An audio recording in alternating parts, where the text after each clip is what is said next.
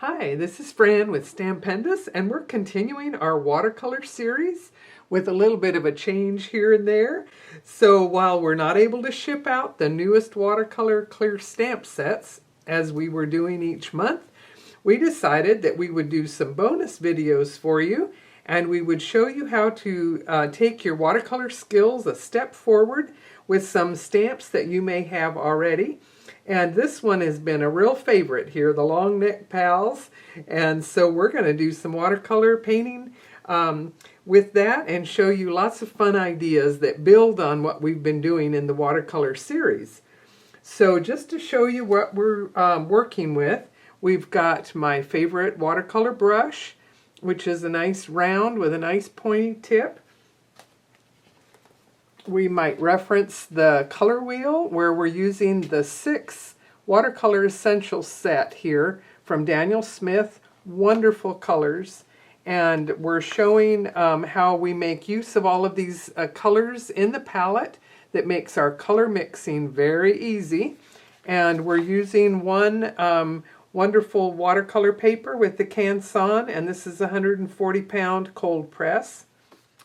Okay, so I'm going to start out with a couple of things here that will just be sort of some pickup information. If you haven't been following along with our watercolor series, be sure and subscribe with your YouTube account so that you don't miss anything, and you can go back at any time and revisit what we've done before. I wanted to reference a couple of things. If you're just getting started and this is maybe the first video that you're seeing, improvise with whatever watercolor paints or brush or anything you have to make the best of keeping calm and crafting on here these days. But I wanted to show you, I did some little warm-up vignettes here, just of letting a couple of colors mix together. And this was just sort of a fun thing to do on your watercolor paper. If you're just getting started, you might try a couple of these little exercises just to get the feel of your brush and your colors a little bit. And I'll be using exclusively the paints that I'm using here with the Daniel Smith.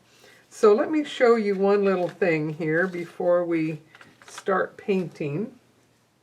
So my clear stamps I've put onto my clear block, and I've got the giraffe here, and I'm using exclusively the VersaFine Onyx Black ink, and this gives me a nice black impression that is going to stay put so that I can paint over it.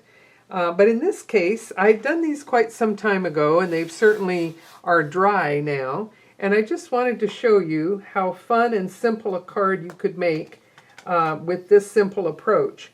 So painted first, let it dry. I just did some washes of color.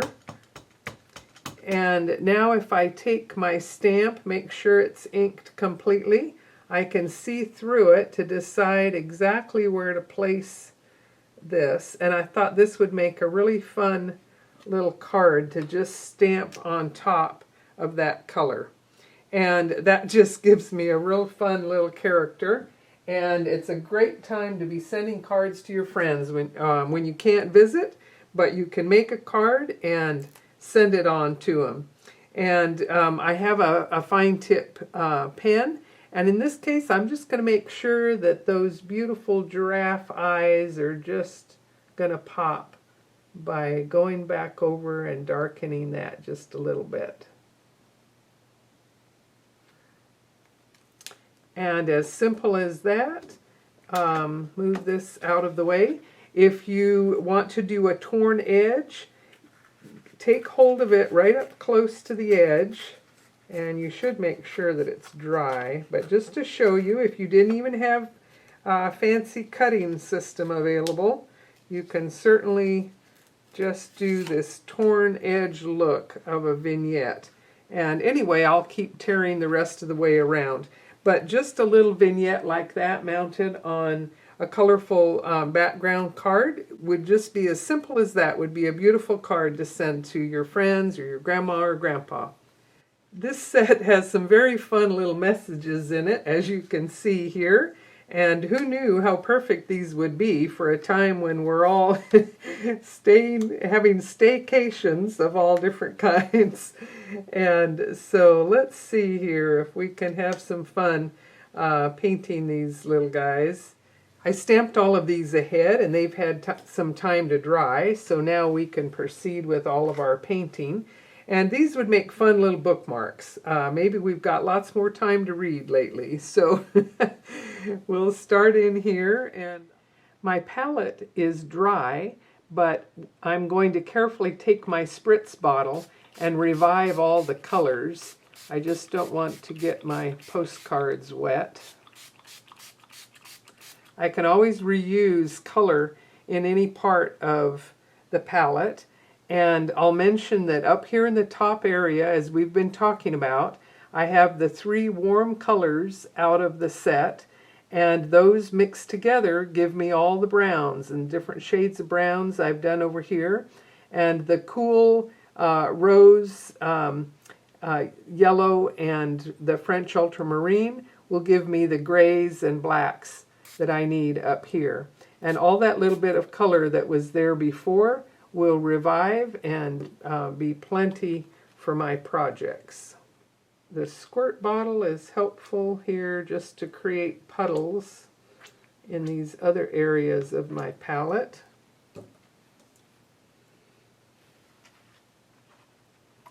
Okay, and with my brush over here, these have just become some routine things that I do. I've got a little scrap paper to test my colors, and I've got Kleenex for a blotter.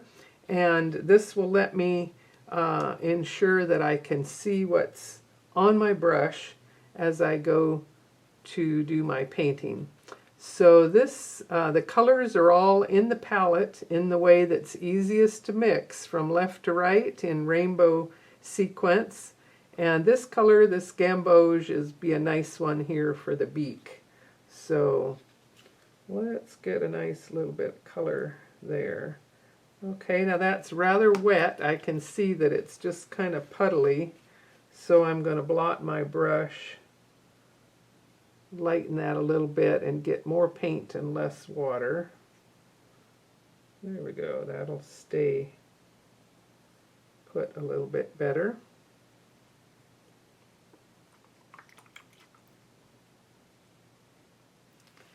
Okay, and then for our little ostrich here, he's going to be mostly white.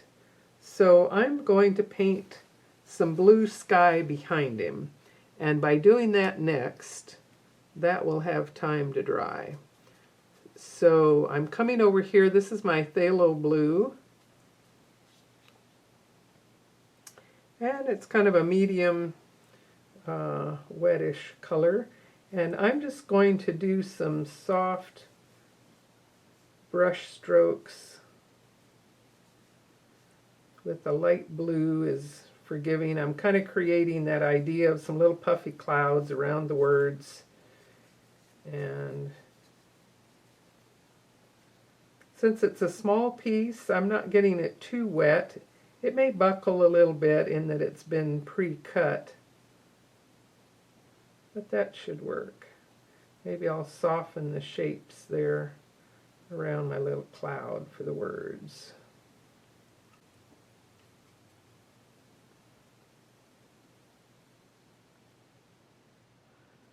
And with a really wet brush, let's add a little bit more of some deeper blues. And actually, since we're going to have the ostrich mostly white, maybe we need some darker blues behind him down here.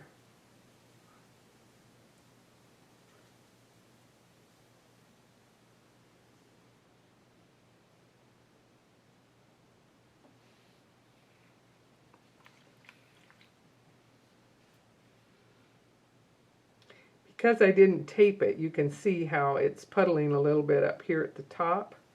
So we'll just move it around a little bit. Simple little wash of blue.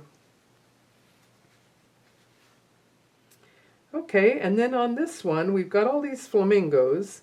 And I thought it would just be fun to just do some really loose washes here with our pinks. And this is the quinacridone rose, and I'm making a puddle of kind of a medium value there. And then with the scarlet over here, let's get a puddle going of that. And maybe we mix some of the two of them together and just have some fun. So I'm not even going to clean my brush. And let's just do a real loose approach here. And get some lovely pinks.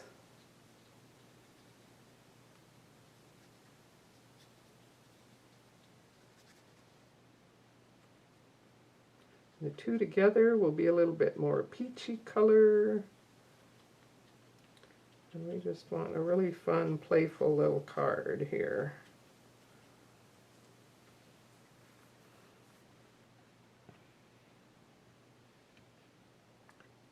I can tip this one to let it dry, coming back down the other way a little bit there.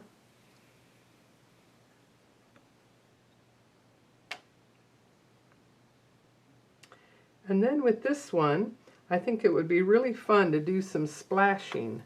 So let me get a deeper bit of the pink, move some other things out of the way.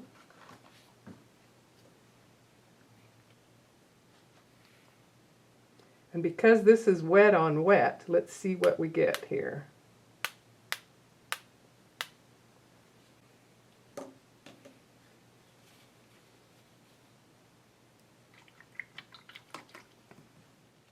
Okay, let's paint some more of our little characters here. And I'm coming back to my quinacridone rose. And I want it to be a little bit softer color here for my flamingo. I've got quite a bit of water on my brush. And since this little character sort of disappears off the edge, I'm just kind of doing some extra brush strokes around what would be some of his other feathers. Okay, and then let's add a little bit of, do our little ostrich beak here. I'm going to move my palette around so that you can see. This is the area where I've developed my browns, and at the moment I can see kind of a yellowy brown option right here. So I'm going to, oh, that's kind of nice. It's just a neutral kind of color here. There's a little beak.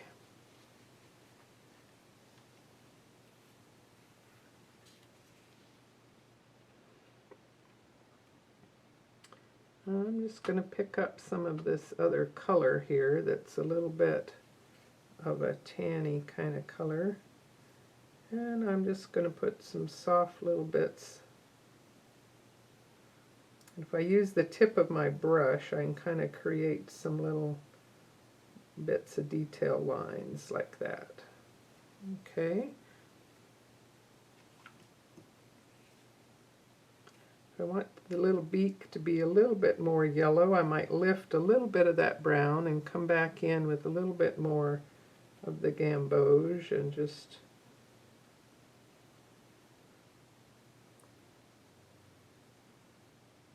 add a little bit more of the yellow. Okay. There's more white and black on the flamingo's beak, so we'll just leave it at that. So let's talk a little bit more about the browns. If you haven't watched any of the other videos, you'll see that I have the scarlet and the gamboge and the phthalo blue are the three warm primary colors. And I simply swirl around in this area with the three of those colors to get my browns. And it's surprising but very fun way to get some very all different shades of browns. So let's use these browns on our little meerkats here. And there's a dark shade. Let's get a little bit lighter on the brush to start with. Just Still got quite a bit there. Let's see. Okay, so we'll start painting this in. I'll go to some of the darker areas here first, since my colors are a little bit. And then I just need to get rid of some of that brown on my brush. So I'm going to my swamp area over here, and then I'm going to clean my brush to get a lighter shade. Okay, this is lighter now. And I'll come in, assuming that I've got some sunshine maybe coming from this side. We'll do a little bit lighter. They like to stand in the sun and keep watch. A little shadow there behind their little arms.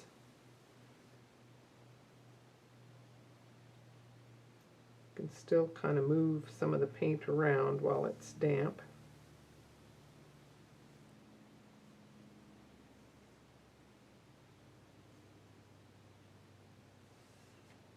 Okay, and then over here we have our giraffes, and for this we'll get a little bit more of our scarlet. And since we have some up here, let's just do some more mixing of these two right here. Get a nice orangey brown. You can see I've kind of laid out a range of browns in these little pocket areas.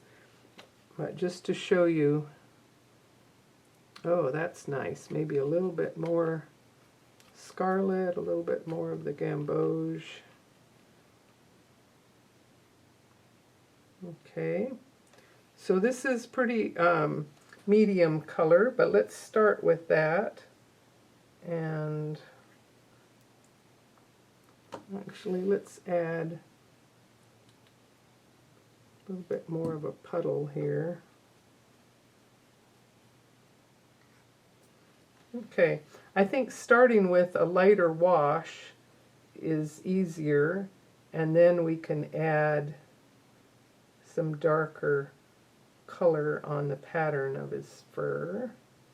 Okay, so this is kind of tricky to paint upside down. Sometimes I'll leave some white on the face just to kind of bring your eye to that area. Okay, and now we want some of the deeper color here. So now with the wet on wet approach, you should get a nice look to come back in with a little bit more vibrant color.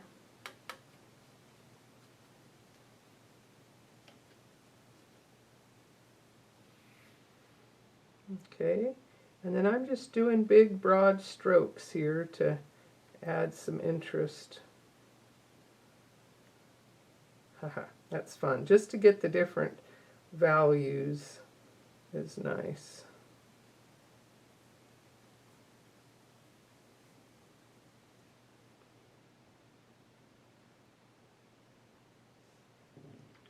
You can see how quick and easy this is. Make fun little cards in a matter of minutes, really.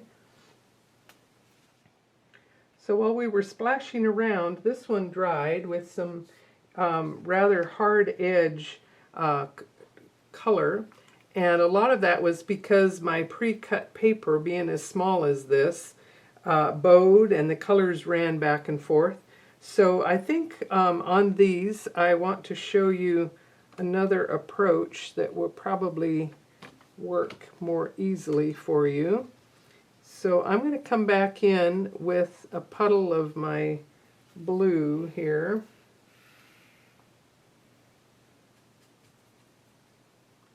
This is the inside blue, or the phthalo blue. Okay, so instead of coming all the way out to the edges, that's what made the paper bow as much as it did. I'm going to do this little vignette approach, painting around my little ostrich here. And it's just sort of an irregular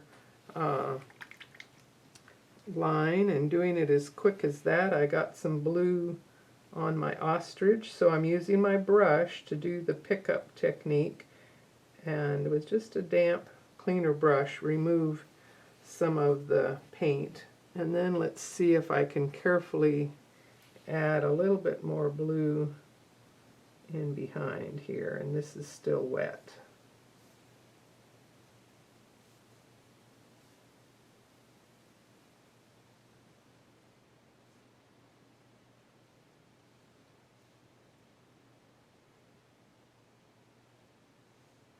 Okay, so that should give me a fun little backdrop, just a little vignette that will make a fun look for my card. Okay, and we'll let that dry. Actually, we can do his little beak here since that's not touching.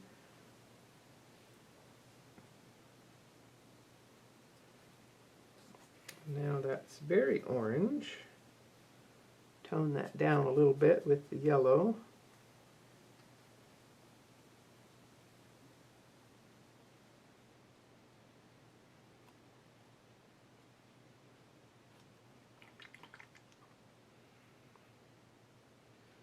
We will add a little bit more yellow over here.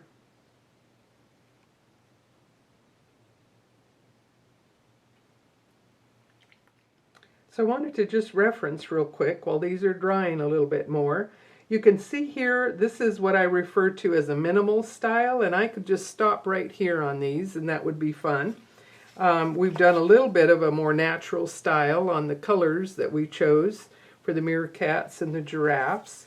But you can also do a whimsical style and paint them just all crazy colors and do some splattering, and that gets you a little bit more into the mixed media style. So whichever of these looks is fun to you, you can take what designs you have and what materials you have and experiment a little bit when following along with some of these techniques. So I'm going to add some more to these. So let's add some green and blue to this one, but keep it minimal. And again, I've got some red in here in my yellow, so I'm going to just clean that out. And this gives me an area that I have my yellow. I also have yellow in these two compartments. And then I've additionally added a little bit of the phthalo blue and the outside marine blue. And let's see here. So now when I mix a lot of yellow and just a little bit of that blue, I get a green. And this gives me a nice area for my green right here in the front part of this palette. And a little bit of that blue, you can see, goes a long way for getting a much darker green. Let's add some more yellow, but I can safely do some mixing with my brush in the pocket, and that's my area to do my greens. If I want more of a lime green, just keep pushing this down and add more yellow. Okay. So without getting too much of the background wet, let's just have some fun in here and do some green, little splashes of green. Maybe that looks sort of like some sort of greenery, I don't know. Little brush strokes, okay. And then let's do another shade of green. Over here, my yellow with the marine blue gives me more of some olivey greens. I need a little bit more water here. Okay, so this is an area for olive greens. And let's just add some more of this color green down here with the giraffes. And again, I'm just keeping it sort of in a light area so that I don't have too much warping of my bookmarks. Okay, and then I'm going to come back to here with my blue.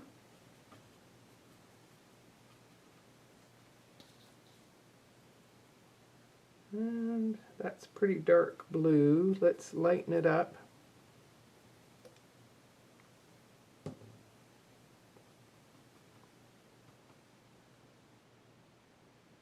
Okay, so now let's just do some little bits of blue.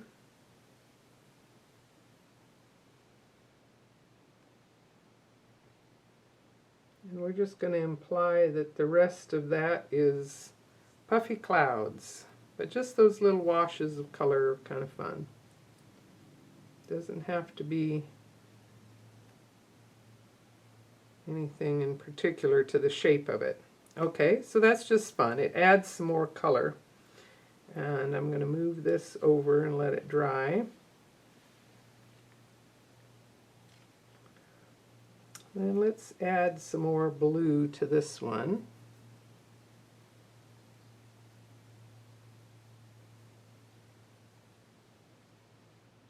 And again, I'm painting the blue like it's the pointy area of puffy clouds or the white. And we're just going to add a little bit here and there.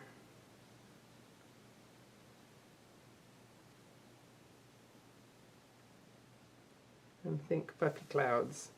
Okay, I think that's very fun, minimalist sort of approach that's really fun. Then on this one, I thought it would be interesting to do a little bit something more of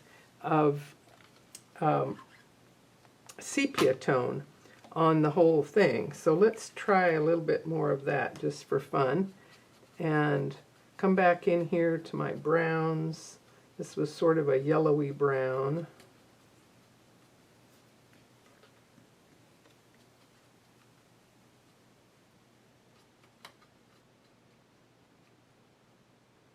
And I'm almost out of room to test things.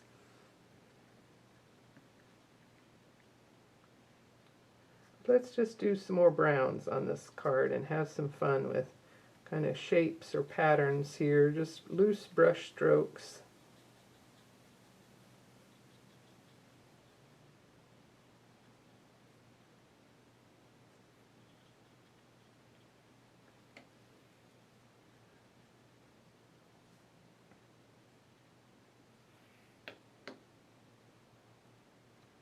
And we're going to move these. You know, while I have that soft brown, I think I'll come back and add just a little bit of that color over here to my little ostrich to finish him off. Doesn't take much. With my browns, I'm just going to try some playful little patterning here. You can do a little swirl.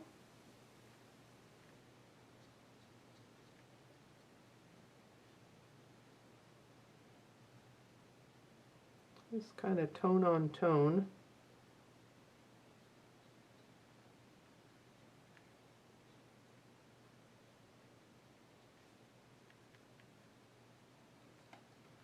I'm going to add a little bit more color to my giraffes. I feel like I need a little bit more orangey color here.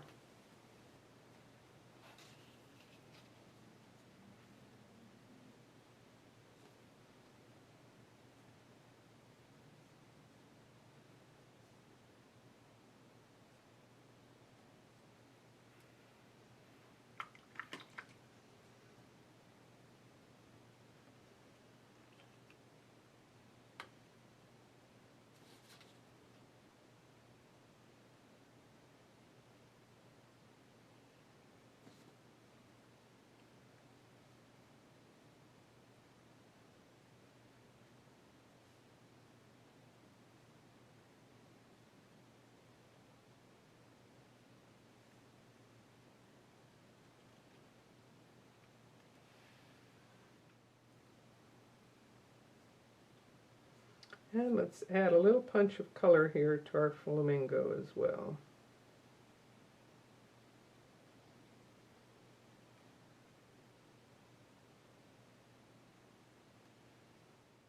I want to do some splattering here, and I want to make sure I don't get it all over everything else. So I've taken some newsprint, folded it into quarters, tore away that little section, and this was an easy way to have a little protective plan here. So let me show you.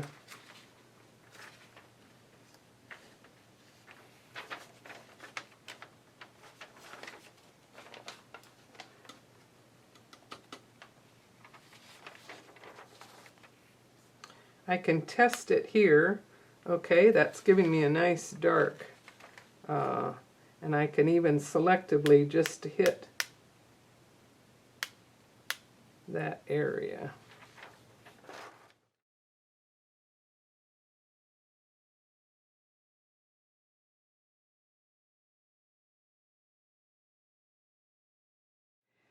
And to make these into bookmarks, I'm just going to take my hole punch up here at the dry. Once it's dry,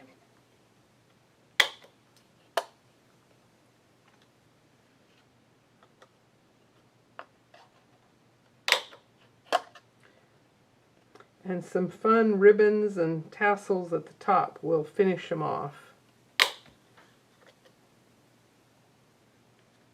So there's some ideas for some fun and quick little bookmarks or simple little card ideas.